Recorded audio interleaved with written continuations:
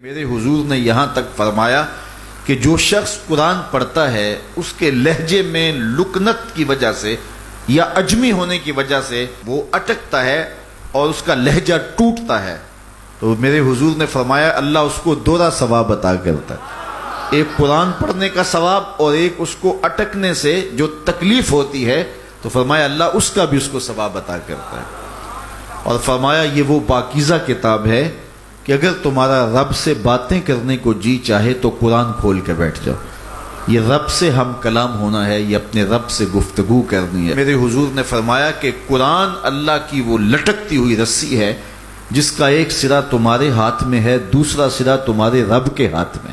تو خوش نصیب ہیں وہ لوگ جو اس کتاب کے ساتھ جڑ جاتے ہیں اور وہ دھرتی، وہ مقام، وہ جگہیں فیروز بخت ہیں کہ جہاں قرآن مجید کی تلاوت ہوتی ہے۔ گھروں کو قبرستان نہ بناؤ، گھروں میں نوافل ادا کرو اور قرآن مجید کی تلاوت سے اپنے گھروں کو آباد کرو۔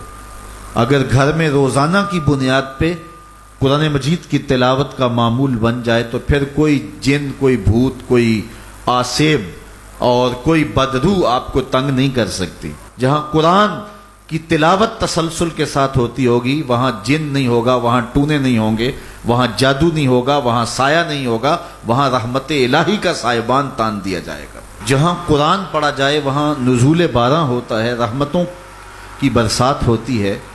اور پھر اگر یہ جگہ اللہ کا گھر ہو، مسجد ہو، تو پھر تو دوہری برکت ہو جائے گی نا۔ وہ میاں صاحب نے کہا تھا نا کہ دودھ اندر جے کھنڈ رلائیے تے مزہ ہو جاوے دونا، کہ دودھ خود بھی میٹھا ہوتا ہے، اس کے اندر اگر چینی بھی شامل کر لی جائے۔ یہ روشنیوں کا منبع ہے، یہ مصدر ہے اجالوں کا۔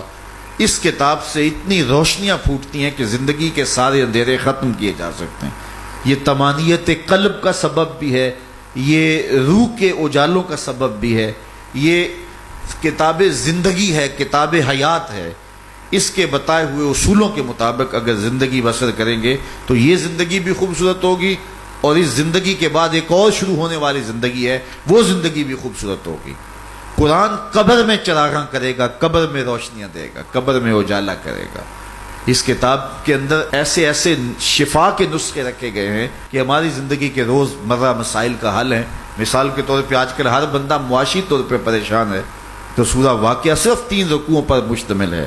اگر یہ معمول زندگی بنا لے تو سورہ واقعہ جہاں ہوگی وہاں نحوستیں اور بے برکتیاں نہیں ہوں گی۔ سورہ یاسین پڑھو گے تو بے پناہ برکتیں اس کے دامن میں رکھی ہوئی ہیں۔ اسی طرح سورہ اخلاص صرف 3 مرتبہ پڑھیں گے تو پورے قرآن پڑھنے کا ثواب نصیب کر دیا جائے گا۔ ایک شخص حضور کی خدمت میں حاضر ہوا اور اس نے حضور سے کہا کثیر العیال ہوں، ذرائع آمدنی بہت تھوڑے ہیں، تو میرے لیے کوئی دعا کیجئے، کوئی مجھے نسخہ بتائیے۔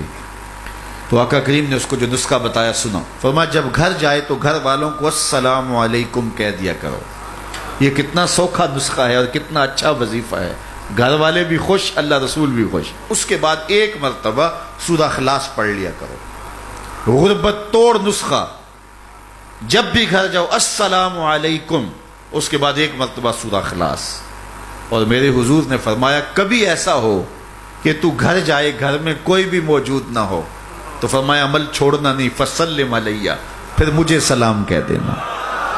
وہ اپنے نام لیواؤں کو تنہا چھوڑتے کب ہیں، جہاں ہم دم نہ ہو کوئی وہاں سرکار ہوتے۔ وہ کہتے ہیں میں عمل شروع کر دیا، گھر جاتا السلام علیکم، اس کے بعد السلام علیکم کے بعد میں سورہ اخلاص ایک بار پڑھ دیتا۔ اس عمل کی برکت سے میں نے تو امیر ہونا ہی ہونا تھا، میرے ہمسائے بھی امیر ہو گئے، میرے ہمسائے بھی امیر ہو گئے۔